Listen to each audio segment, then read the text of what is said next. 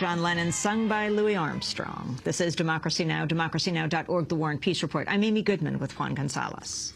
Well, the state of Louisiana has declared a state of emergency ahead of a growing tropical depression that could drop 15 inches of rain on the region this weekend. ExxonMobil, BP, and Shell have all shut down their offshore oil platforms.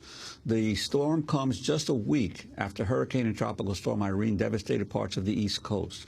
We turn now to look at one of the hardest hit areas, the Catskills regions of New York. While floodwaters have largely receded, the cleanup and rebuilding effort has just begun and will take months. At least 600 homes and 140,000 acres of farmland have been destroyed. State officials estimate 150 major highways need to be partially rebuilt. 22 state bridges have been closed, leaving some sections of the Catskills completely cut off.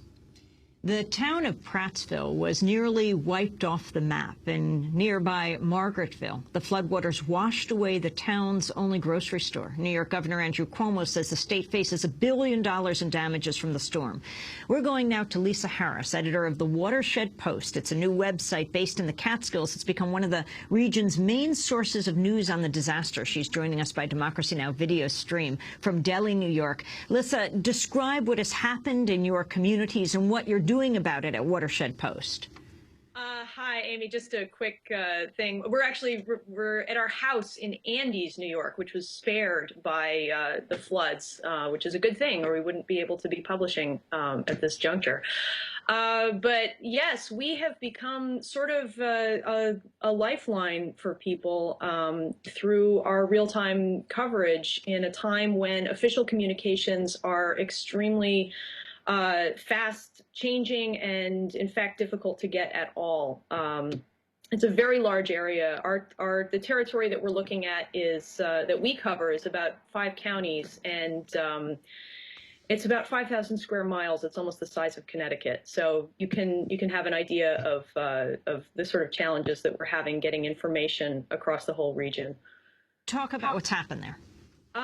Well, like you said, there have been many communities that have been hit extremely hard by flooding and practically obliterated in some places. Prattsville, Governor Cuomo has visited Prattsville, and it is a complete disaster. There are other places, Wyndham, Tannersville, have been very hard hit. Like you said, Margaretville, most of the downtown was extremely hard hit. Our grocery store and our CVS was lost. And Fleischmann's has National Guard at the moment. It's a very, sorry, I think we're still getting word out from places like some of the most hard-hit places in Greene County and also in the Schoharie Valley, where it's been tough to get information, but we know that there is so much devastation happening there, and there's a lot of towns that have been hard hit, and then others that are really have been spared. So it's a patchwork. And Lissa, why was that area so far inland so hard hit?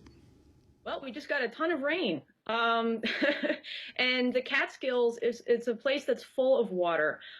We are the water supply for New York City, and it's just a patchwork, crisscrossed with many streams, from little tiny creeks to larger waterways. And every time we get a lot of rain, all those creeks swell and they flood the towns in the valley.